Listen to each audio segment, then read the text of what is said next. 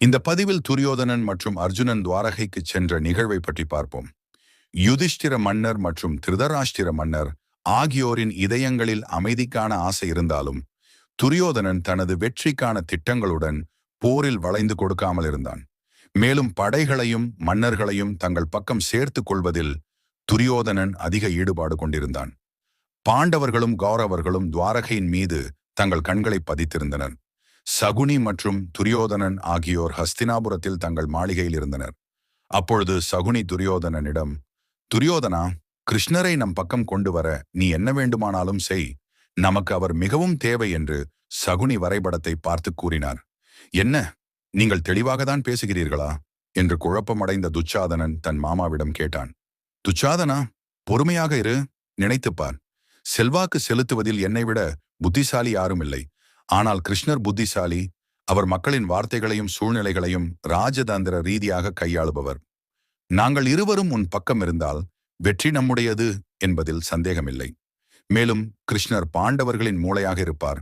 அர்ஜுனனும் பீமனும் தசை பலமாக இருப்பார்கள் என்பதை நாம் அனைவரும் அறிவோம். அவர்களின் மூளையாகிய கிருஷ்ணரை நாம் அவர்களிடமிருந்து வெளியே எடுக்க வேண்டும். நாம் வெல்வோம். இது எளிமையானது இல்லையா என்று சகுனி தனது தந்திரமான திட்டத்தை பற்றி கூறினார். அற்புதம், புத்திசாலி மாமா, அதுதான் சிறந்தது. பாட்டனார் பீஷ்மர், துரோணாச்சாரியார், கர்ணன் இப்போது துவாரகை மற்றும் கிருஷ்ணரின் வலிமைமிக்க படையுடன் போருக்கு முன்பே பாண்டவர்கள் என்னிடம் சரணடைவார்கள். இது புத்திசாலித்தனமான செயல் என்று துரியோதனன் தன் மாமாவை பாராட்டினான். சகுனி துரியோதனனை பார்த்து, நேரத்தை வீணாக்காதீர்கள், உடனடியாக துவாரகைக்கு செல்லுங்கள். உங்கள் குரு பலராமரின் முன் உங்கள் நல்லொழுக்கத்தை காட்டுங்கள். உங்கள் நடத்தையை கவனியுங்கள். நீங்கள் எப்படி செயல்படுகிறீர்கள் என்பதை கிருஷ்ணர் அறிவார். அவரை சமாதானப்படுத்துவது எளிதல்ல. எனவே பலராமரை சமாதானப்படுத்துங்கள் என்று சகுனி துரியோதனனுக்கு அறிவுரை கூறினார். துரியோதனன் உடனடியாக துவாரகைக்கு புறப்பட்டான். இதற்கிடையில் அர்ஜுனனும் ஆதரவு தேடி துவாரகைக்கு புறப்பட்டான். துரியோதனனும் அர்ஜுனனும் முதலில் பலராமரை வணங்கி தொழுதனர். பலராமர் அவர்களிடம், நீங்கள் இருவரும் எனக்கு உறவினர்கள். மேலும் அன்று நீதிமன்றத்தில் நடந்ததற்கு இரு தரப்பினரும் பொறுப்பு. எனவே நான் சண்டையிட வேண்டாம் என்று முடிவு செய்துள்ளேன். நானும் கிருஷ்ணரும் சண்டையிட மாட்டோம். மேலும் துவாரகை இந்த போரில் பங்கேற்கப் போவதில்லை. உங்கள் இருவரையும் ஆதரிக்கப் போவதில்லை என்று மன்னர் பல்ராம் தனது முடிவில் உறுதியாக இருந்தார். ஏமாற்றமடைந்த அர்ஜுனனும் துரியோதனனும் அவரவர் அறைக்கு சென்றனர். கிருஷ்ணரும் பலராமரும் தங்கள் அறையில் உரையாடிக் கொண்டிருந்தனர். சகோதரரே, நாம் போரிலிருந்து விலகி இருக்க முடியாது. நாம் விலகி இருந்தால் திரௌபதிக்கு நடந்தது நியாயமானது என்பதை நாம் ஏற்றுக்கொண்டதாக நம் மக்கள் நினைக்கலாம். குறைந்தபட்சம் திரௌபதி மற்றும் எதிர்கால பெண்களுக்காக நாம் போரில் பங்கேற்க வேண்டும் என்று கிருஷ்ணர் தனது சகோதரனை சமாதானப்படுத்த முயன்றார். அதற்கு மன்னர் பல்ராம், கிருஷ்ணா, நாம் போராடும் பக்கம் நிச்சயம் வெற்றி பெறும் என்பதால் அவர்கள் நம் உதவியை நாடி இங்கு வந்தார்கள் என்பது நம் இருவருக்கும் தெரியும். நடந்ததற்கு துரியோதனனும் யுதிஷ்டிரனும் தான் காரணம். நான் ஒருவரை மட்டும் ஆதரிப்பதில் உறுதியாக இல்லை என்று பல்ராம் தனது முடிவில் உறுதியாக இருந்தார். அதற்கு கிருஷ்ணர், சகோதரரே, உங்கள் வார்த்தையை நான் காப்பாற்றுவேன். நாம் இருவருக்கும் ஆதரவளிப்போம். நீங்கள் போரிலிருந்து விலகி இருங்கள்.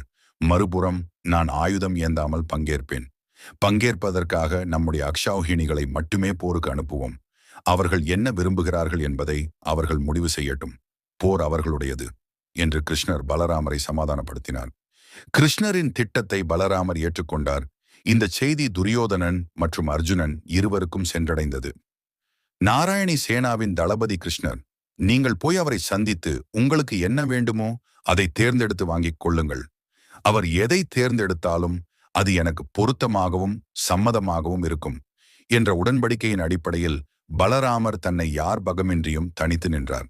கிருஷ்ணர் தனது அறையில் மெல்லிய இறகுகளாலான படுக்கையிலும் இரத்தினங்கள் மற்றும் விலையுயர்ந்த கற்களால் அலங்கரிக்கப்பட்ட தங்கச் சட்டங்களிலும் படுத்துக் கொண்டிருந்தார். கிருஷ்ணரின் அறைக்கு முதலில் விரைந்தவர் துரியோதனன்.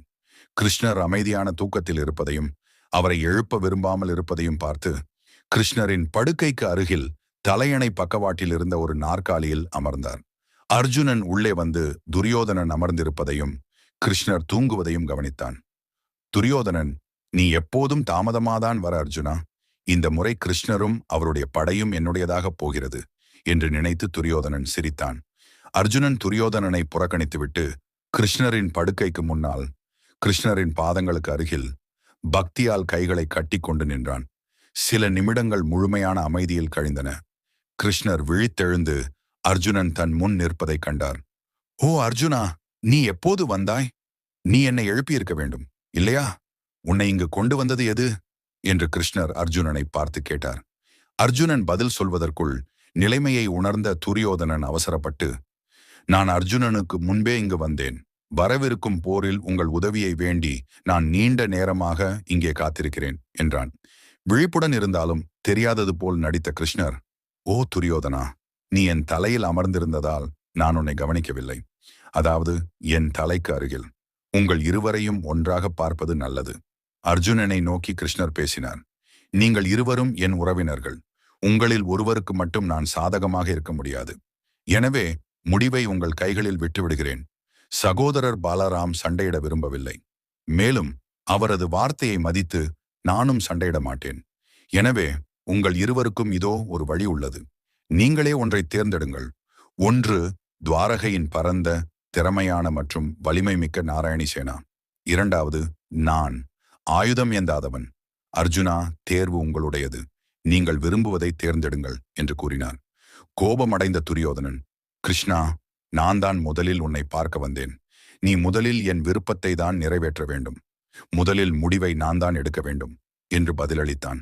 அதற்கு கிருஷ்ணர், துரியோதனா, நீ முதலில் வந்திருக்கலாம்.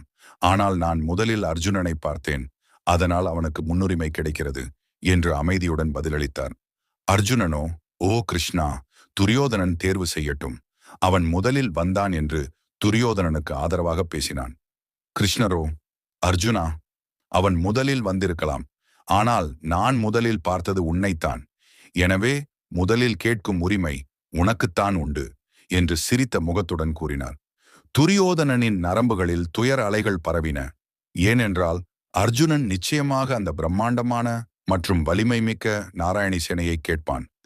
தனக்கு நிராயுதபாணியான கிருஷ்ணர் மட்டுமே இருப்பார் என்று அவன் உணர்ந்தான். துரியோதனனின் பதட்டத்தை அர்ஜுனன் புரிந்து கொண்டான்.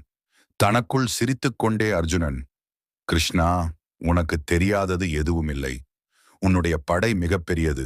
உன்னிடமே பயிற்சி பெற்ற ஒவ்வொரு வீரனும் இருக்கிறார்கள். ஒவ்வொரு வீரனும் அபார திறன்களையும் போர் திறமையையும் கொண்டிருக்கிறார்கள். உன் படை வைத்திருக்கும் ஆயுதங்கள் அனைத்தும் தனித்துவமானவை. உன் வீரர்கள் போராடும் விதமும் விதிவிலக்கானது. இவ்வளவு பெரிய மற்றும் பன்முக திறமைகளை கொண்ட படையை வழிநடத்தும் திறமைசாலி யாருமில்லை என்றான். அர்ஜுனன் சற்று நிறுத்தி துரியோதனனை பார்த்தான். அவன் பதட்டமாகவும் வேதனையில் கண்களை சுழற்றி கொண்டிருந்தான். பின்னர் அவர் தொடர்ந்தார், ஆனால் உங்கள் படையின் தசை வலிமை எனக்கு வேண்டாம். அந்த படையின் ஆன்மாவை நான் விரும்புகிறேன். உங்கள் படை உங்கள் மகத்தான சக்தியின் ஒரு துளி மட்டுமே. எனக்கு அந்த ஆதாரம் வேண்டும். திறமை, ஒழுக்கம் மற்றும் தர்மத்தின் முடிவில்லாத ஆதாரம் எங்களிடம் இருக்க வேண்டும். என் சகோதரர் செய்தது தவறு என்றாலும் அவர் தர்மத்தை பின்பற்றினார். அதை கருத்தில் கொண்டு எங்களுக்கு உதவ தர்மத்தின் சிலையை நான் விரும்புகிறேன். போரில் எங்களை வழிநடத்த, தர்மத்தின் பாதையில் எங்களை கொண்டு செல்ல எங்கள் விதி நாராயணி சேனாவுக்கு அல்ல, நாராயணனுக்கே கட்டுப்பட்டது. எங்கள் போர் தர்மம், மனிதநேயம் மற்றும் மரியாதைக்கான போராட்டம். நீங்கள் எப்போதும் எங்கள் பக்கத்திலேயே இருக்க வேண்டும் என்று நான் விரும்புகிறேன். ஏனென்றால் உங்கள் வார்த்தைகள் உங்கள் ஆயுதங்களை விட சக்தி வாய்ந்தவை. உங்கள் எண்ணங்கள் எங்கள் திறமைகள் மற்றும் திறன்களை விட மிகவும் கவர்ச்சிகரமானவை. ஆனால் உங்களை தேர்ந்தெடுக்கும் உரிமை எனக்கில்லை. உங்களை தேர்ந்தெடுக்கும் அளவுக்கு நான் தகுதியானவன் அல்ல. எனவே என்னை தேர்ந்தெடுக்கும்படி நான் உங்களிடம் கேட்டுக்கொள்கிறேன். என் பக்கத்திலேயே இருந்து எங்களை வழிநடத்தும்படி நான் உங்களை கேட்டுக்கொள்கிறேன் என்று கூறினான். இதை கேட்ட கிருஷ்ணர் அகமகிழ்ந்து, நான் எப்போதும் உன் பக்கத்திலேயே இருப்பேன். நான் ஆயுதங்களை என் கைகளில் வைத்திருக்க மாட்டேன். ஆனால் உனக்காக என் கைகள் உன் குதிரைகளை கட்டுப்படுத்தும்.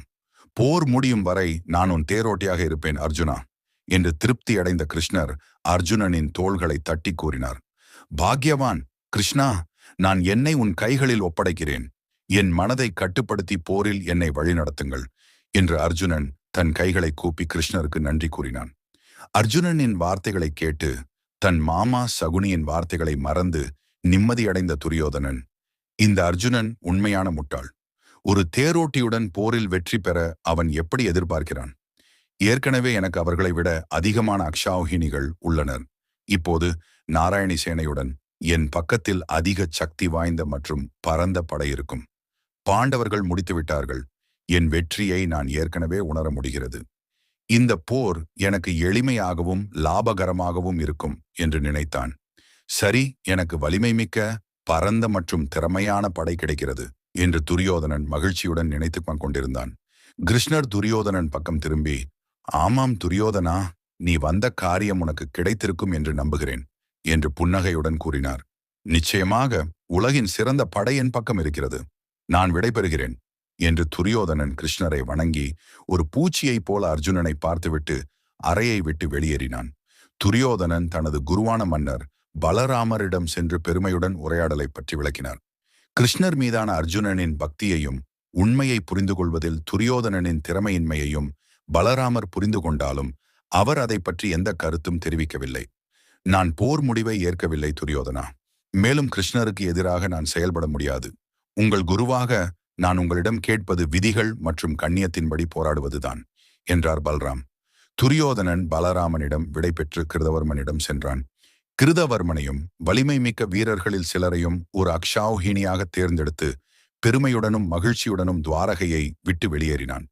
துரியோதனன் சென்ற பிறகு அர்ஜுனன் பலராமரிடம் விடை பெற்று புகழ்பெற்ற கிருஷ்ணருடன் உபப்ளாவியரிடம் திரும்பினான். ஜெய் ஸ்ரீ கிருஷ்ணா.